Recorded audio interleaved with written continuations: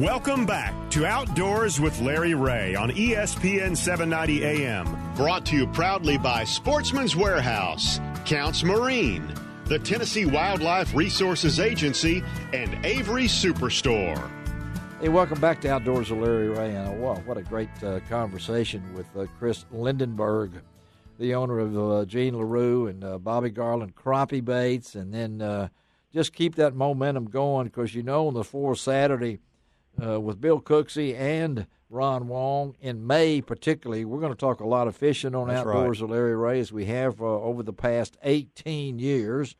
And I am a year older for this show than I was last week, so that's the good thing. The only way you can catch me. You only look about 6 months older. I look 6 months older. Thank you very much. I thought my ears had gotten a little bigger. That's what. I hadn't seen them yet. Oh, well, anyway, I do have something to cover them up with. So, hey, let's talk right now to the fellow who has nothing to do. He's the world's busiest babysitter, I think, like that. That's a good way to put it. Yeah, he takes care of kids, and he takes care of youth and things along that line. He is the BASS Senior Tournament Manager for high school and college division, and that's our good friend Hank Weldon. Good morning, Hank. Hey, guys. Good morning. How are you? Yeah, I like that. I might have to put that on my business card. I think you need to do that. You ought to charge for babysitting, drop a nickel in Hank's pocket when you go by it and everything. But, hey, you guys have really got some special things coming up. Not that you don't have enough, but coming up in August, and a lot of this is built around Tennessee River lakes and things along that line, kicking off in early August and going on from Dayton, Tennessee to Paris, Tennessee, to that metropolis that we know as Carroll County Lake. Hey, that's a fine lake. That is a fine lake. But fine lake. Talk about it, Hank, because when you put these schedules together, and let's just say the first one's August 1st through 3rd, and that is the Carhartt Bassmaster College Series Championship. And you're on a lake that I think a lot of people know about for big fish, and then you just jump from there.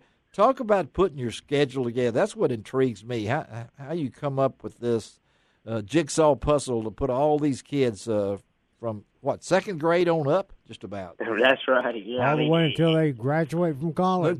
Yeah. So, yeah, exactly. Talk about the puzzle here. Oh, puzzle is probably making it sound easy because that's literally what it is. We're already working now on 2020, but we really, yeah.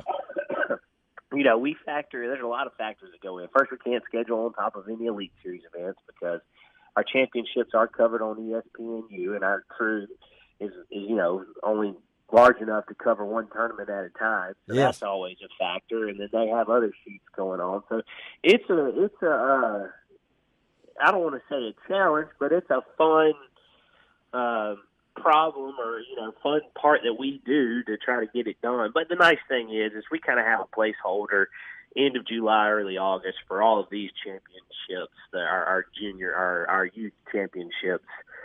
So it makes it kind of easy with us. We kind of take a little break with the Elite Series then.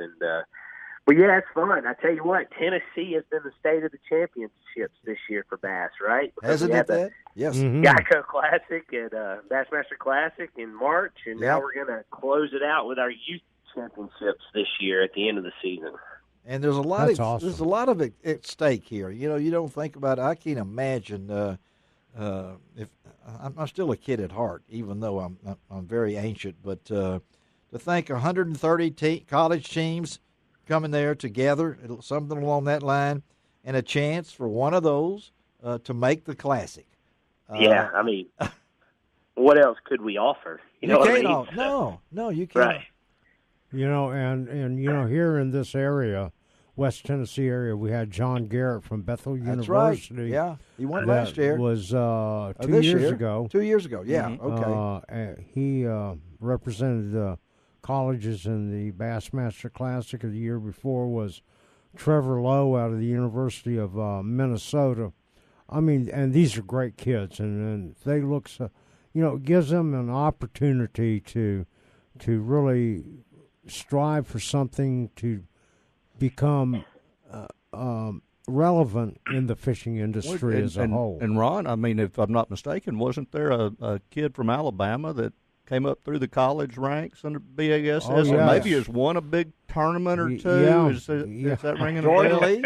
Is that right? Who was that? Well, Jordan Lee, and you know what? You're absolutely right. There's a lot of them. Yeah. You know, Matt Lee, his brother. Yeah. He came through the collegiate ranks, and so many of them. Right. Yeah, I would point at our angler of the year leader right now in the Elite Series, Patrick Walters. Didn't win any. He didn't win any big college tournaments and championships, but he did win a regional. And I mean, that kid's tearing it up on the pro ranks right now. He is he's leading the angler of the year in points for the elites. Is that not amazing? And you think about that. Yeah. And you know, these high school kids now, you know, they're fishing not only because it's fun and it's competitive, but it also provides them an opportunity to go to college on a bass fishing scholarship. Yeah, Ron. That's amazing. How much eligibility you got left, Ron? Okay.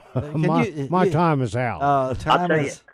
I was going to say, I'll tell you a cool stat with that. Last year in our college bracket, the tournament we have after the national championship to qualify that one angler, it's 8 anglers that go into that. Right. And we're starting to see this now. You know, we started college before high school, so high school, we kind of had to bridge that gap. But every single one of those 8 anglers that competed in the bracket last year all fished in the high school national championship. Wow. And they moved on to college. That's so, impressive. You know, it's just absolutely impressive. It's pretty cool. I like that. Yeah, and we're talking to Hank Weldon. He is the Bass Senior Tournament Manager, high school and college division, about some events that are coming up in Tennessee later in August. And I know you go from even the end of August when you go into that college bracket tournament on Watts Bar, again in Spring City, Tennessee, and then you go from there to these little kids. I'm just amazed at what you're able to do with 300 high school teams, and I'm thinking about that. These are the best of 13,000 high school BASS members, representing more than 1,300 high school fishing clubs nationwide. Yeah, you can now throw in Zimbabwe, Australia, and Canada in that mix now too. So it's growing. It's growing by leaps and bounds, isn't it, Hank? Oh yeah, you know it's one of those things we're trying to keep up with our staff and everything. So how long have you been doing this? How long is? Let's talk about when this thing kicked off. I mean, so. College under the Bassmaster umbrella started in 2011, but we absorbed that through our sister company, JM and Associates. Right. They've been doing it since 2005, really since college. Okay. Started back when I was fishing college.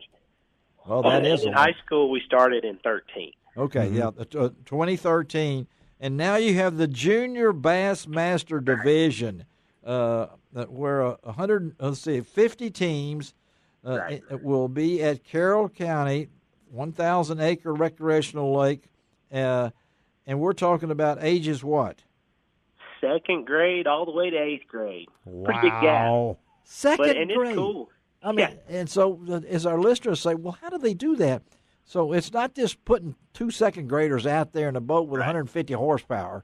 You know, you have a boat captain. You have a boat captain or a coach. That's right. You got an adult, and they've all qualified. So this just isn't like a first 50 boats sign up. They've all qualified at their different states. So there'll be about 35, 36 states represented at this tournament. The top 2 boats from each state punch their ticket to this junior championship.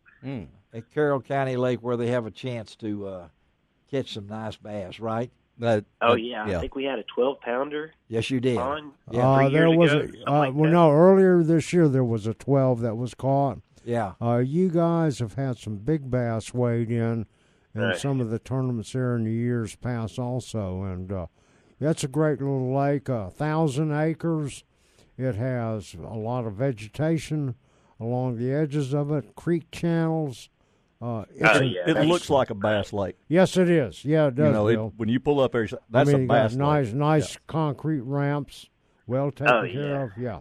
I mean, Dale Kelly and Brad Hurley, when they all were designing it and everything, they really thought it out. They even thought it out so much they put a well there to where it stays full pool year round. No, it really does. Yeah. Yeah, they were thinking. Super place. It even has an area for the disabled to fish. They put a disabled pier out there for those so they have the opportunity to fish. Beautiful place. And Hank, I have to tell you, I have seen you at the Bassmaster Classic over the last several years, and to be able to keep track of all the high school kids and all the college kids that are there at the Classic, for their championships and what they do.